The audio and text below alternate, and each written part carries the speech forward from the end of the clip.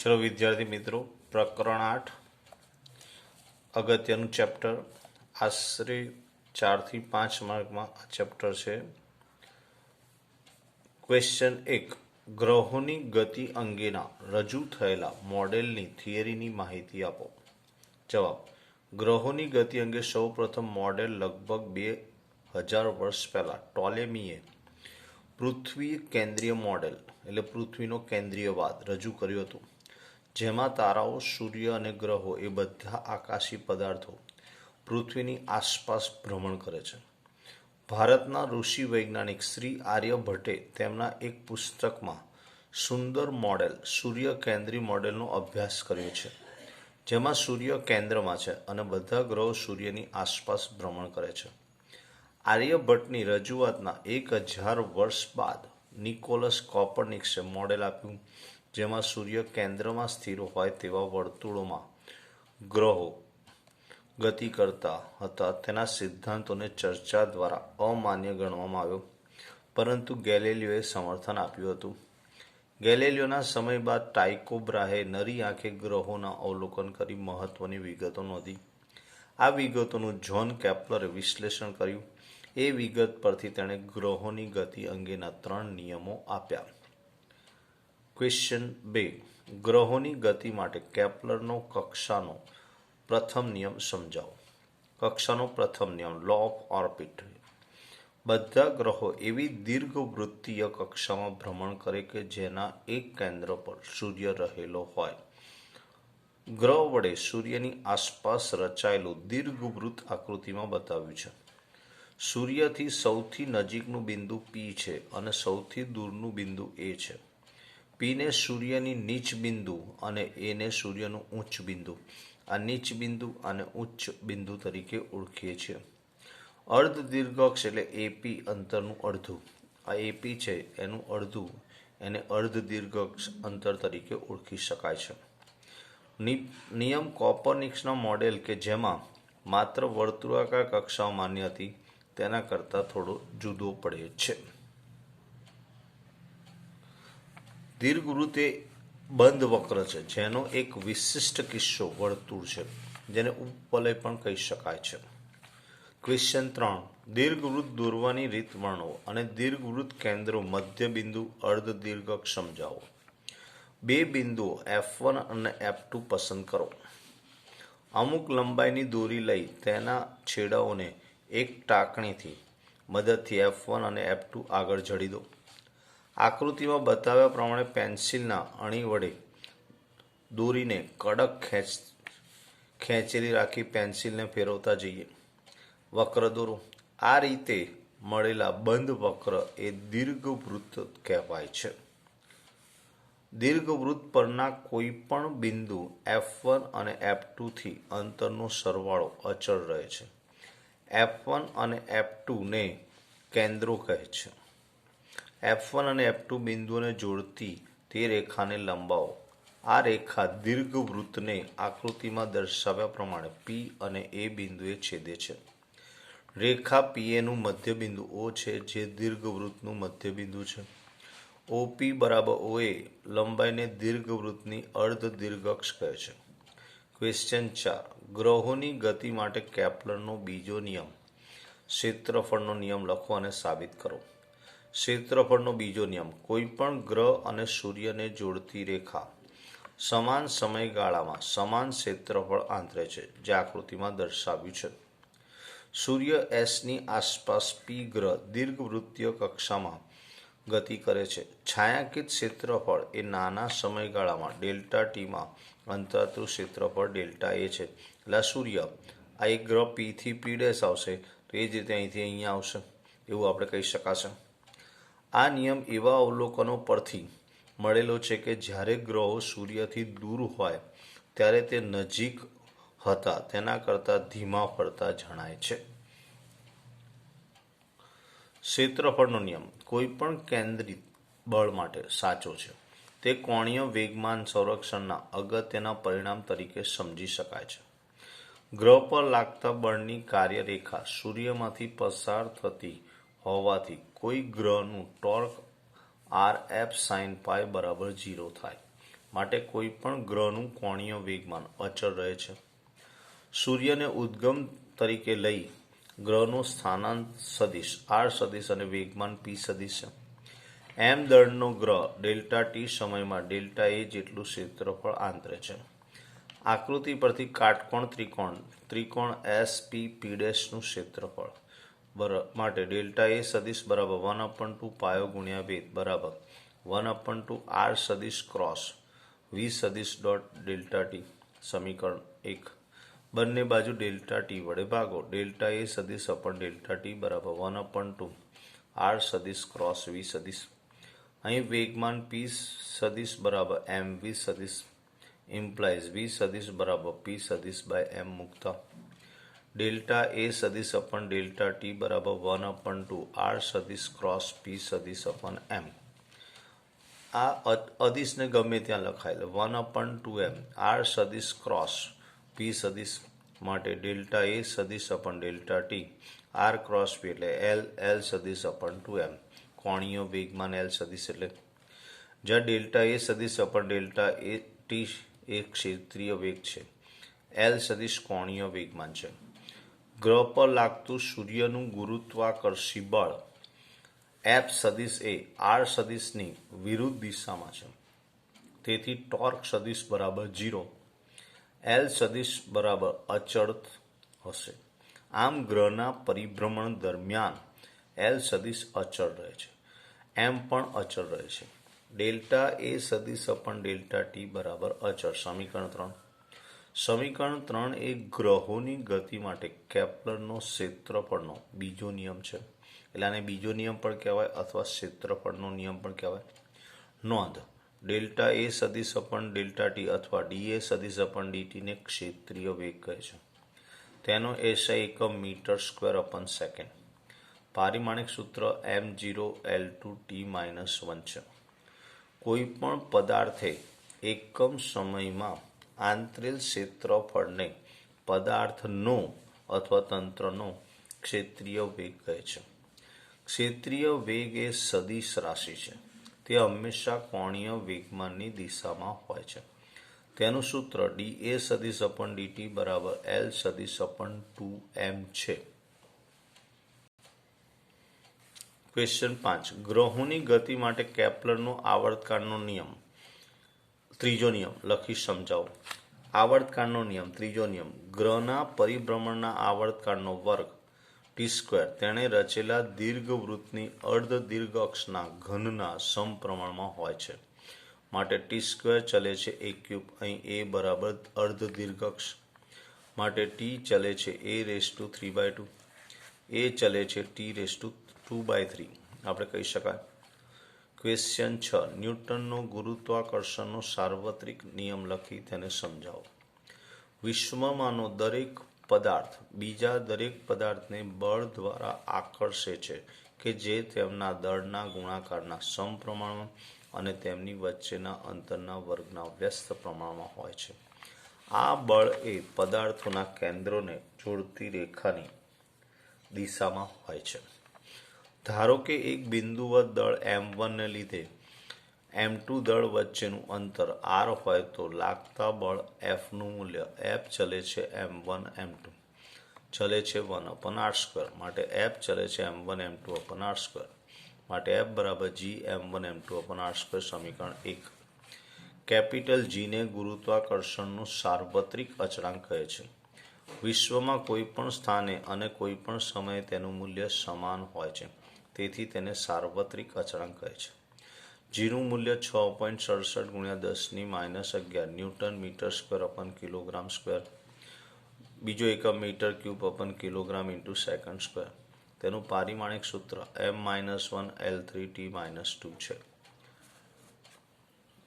અગત્યનો ક્વેશ્ચન.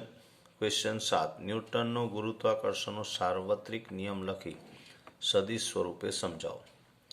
વિશ્વનો દરેક કણ બીજા દરેક કણ પર આકર્ષી બળ લગાડે છે, જેનું મૂલ્ય તેમના દળોના ગુણાકારના સમપ્રમાણમાં અને તેમની વચ્ચેના અંતરના વર્ગના વ્યસ્ત પ્રમાણમાં હોય છે. આ બળની દિશા તેમને જોડતી રેખા પર હોય છે.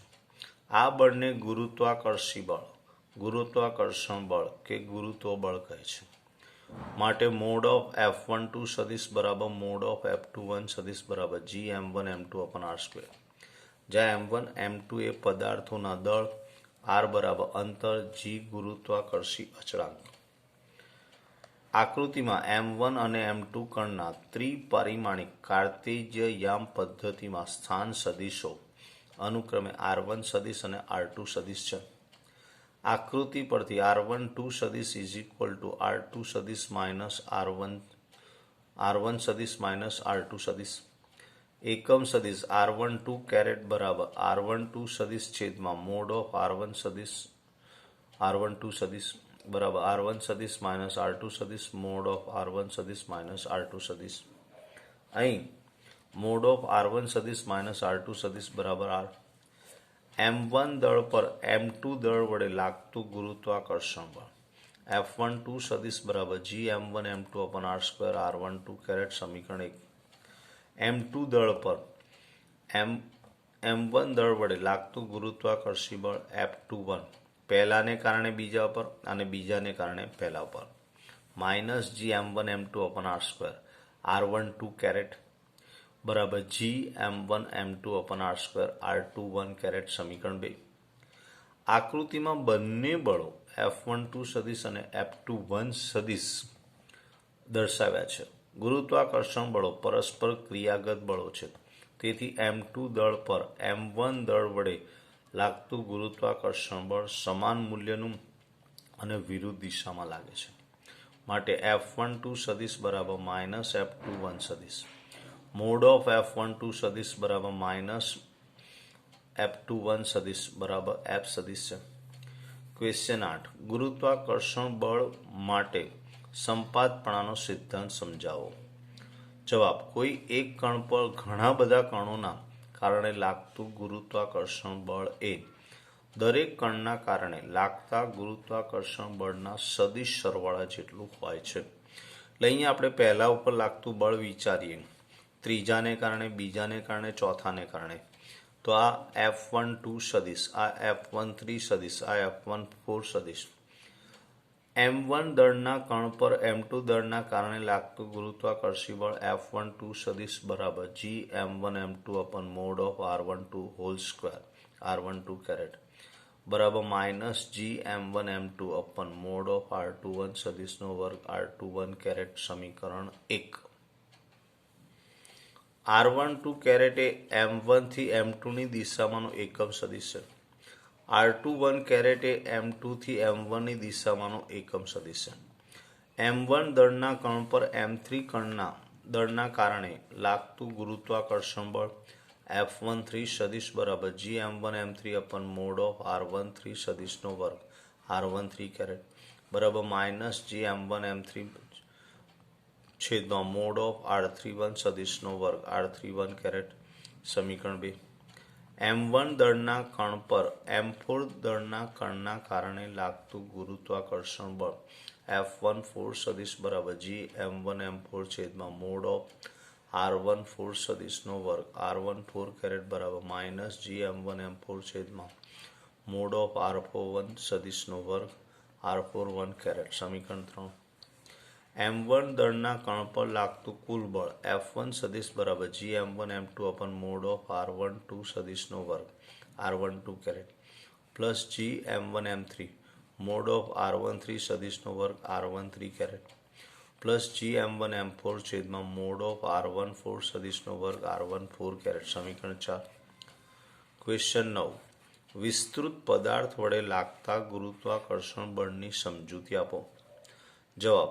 પૃથ્વી જેવા વિસ્તૃત પદાર્થ અને બીજા એક બિંદુવત દળ વચ્ચેનું ગુરુત્વ બળ શોધવા માટે સમીકરણ F બરાબર Gm1 m2 upon r square સીધું વાપરી શકાતું નથી. વિસ્તૃત પદાર્થની અંદરનું દરેક બિંદુવત દળ આપેલા બિંદુવત દળ પર બળ લગાડશે અને આવા બધા બળો એક જ દિશામાં નહીં હોય.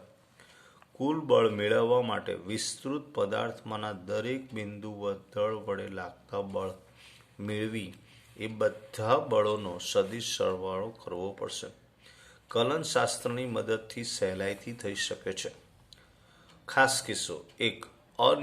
એક નિયમિત ઘનતા ધરાવતી પોલી ગોળાકાર કવચ અને તેની બહાર રહેલા બિંદુવત દળ વચ્ચેનું ગુરુત્વ બળ. કવચનું સમગ્ર દળ જાણે કે કવચના કેન્દ્ર પર કેન્દ્રિત થયેલું હોય તેમ ગણીને મળતા બળ જેવું હોય છે. આ બળની દિશા કવચના કેન્દ્ર તરફ હોય છે. ગુણાત્મક રીતે આને આ રીતે સમજી શકાય. કવચનો વિવિધ વિસ્તારો દ્વારા ઉદ્ભવતા બળોના ઘટકો બિંદુવત દળ અને કેન્દ્રને જોડતી રેખા પર હોય છે અને આ રેખાને લંબ દિશામાં પણ હોય છે.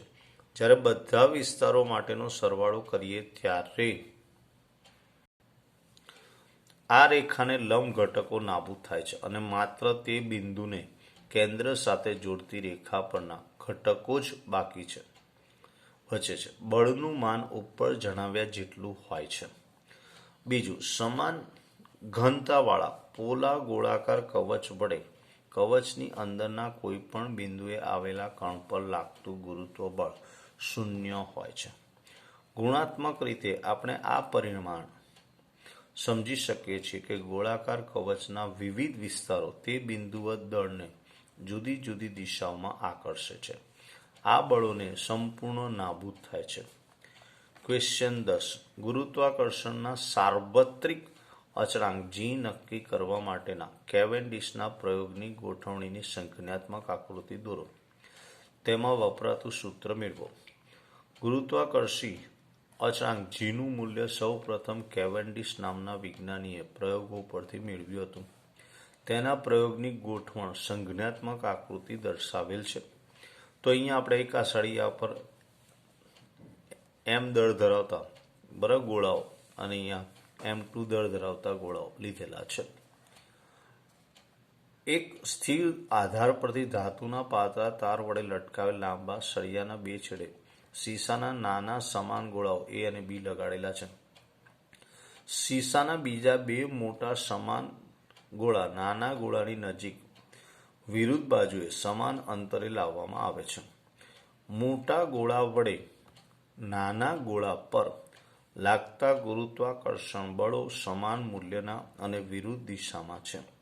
તેથી ટોર્ક રચાય છે. પરિણામે સળિયો OM તાર અક્ષને અનુલક્ષીને ભ્રમણ કરે છે. તેથી તારમાં બળ ચડે છે અને તારમાં ચડેલ બળનો વિરોધ કરતું પુનઃસ્થાપક ટોર્ક ઉત્પન્ન થાય છે. તંત્રના સંતુલન માટે બળ ચડાવવા જરૂરી આવર્તક ટોર્ક બરાબર તારમાં ઉદ્ભવતું પુનઃસ્થાપક ટોર્ક. આ સ્થિતિમાં ગોળાઓ A અને B સ્થિર થાય છે ત્યારે તારમાં ચઢેલો બળ થીટા માપવામાં આવે છે. આ સ્થિતિમાં મોટા ગોળાનું સ્થાન S1 અને S2 અથવા S1' અને S2' રેખા ABને લંબ રૂપે આવેલી રેખા ઉપર છે. ધારો કે કેપિટલ M અને સ્મોલ m અનુક્રમે મોટા અને નાના ગોળાઓના દળ છે. સંતુલન સ્થિતિમાં તેમના કેન્દ્રો વચ્ચેનું અંતર AS1 બરાબર BS2 બરાબર સ્મોલ d છે અને આ સ્થિતિમાં તારમાં ચડેલો બળ બરાબર થીટા તથા બળ અચળાંક K અને સળિયાની લંબાઈ AB બરાબર L છે. A અને B ગોળાઓ પર લાગતું ગુરુત્વાકર્ષી બળ F બરાબર G capital M small m upon d square. A અને B પર રહેલા ગોળાઓ પર લાગતું આવર્તક ટોર્ક બરાબર FL બરાબર G capital M small m L upon d square. સમીકરણ 1. તારમાં ઉદ્ભવતું પુનઃસ્થાપક ટોર્ક ડેશ બરાબર K થીટા છે. સમીકરણ 2. સંતુલન સ્થિતિમાં ટોર્ક બરાબર torque dash L G M upon d square બરાબર K થીટા માટે G બરાબર K theta upon d square M L. સમીકરણ 3. અહીં થીટાનું મૂલ્ય લેમ્પ અને સ્કેલની રીતથી મેળવવામાં આવે છે. ટોર્ક ડેશ બરાબર K થીટામાં જો ટાઉ ડેશનું મૂલ્ય જાણતા હોઈએ તો ટાઉ ડેશને લીધે તારમાં ચડેલો બળ થીટા માપીને બળ અચળાંક K બરાબર ટોર્ક અપન થીટા મેળવાય છે. સમીકરણ 3માં જમણી બાજુના પદોના મૂલ્યો મૂકીને Gનું મૂલ્ય શોધી શકાય છે. કેવેન્ડિશે આ પ્રયોગ પરથી મેળવેલા Gનું મૂલ્ય 6.67 × 10⁻11 newton metre square upon kilogram square છે. જે હાલમાં સ્વીકારેલું મૂલ્ય છે. હવે વળ અચળાંક શબ્દ આવ્યો તો વળ અચળાંકનો વ્યાખ્યા તારમાં એકમ રેડિયનનો વળ ચડાવતા ઉદ્ભવતા ટોર્કને તારનો વળ અચળાંક કે કહે છે. વળ અચળાંકનું સૂત્ર કે બરાબર ટોર્ક અપન થીટા. એસઆઈ એકમ જૂલ અપન રેડિયન. પારિમાણિક સૂત્ર M1 L2 T-2 છે.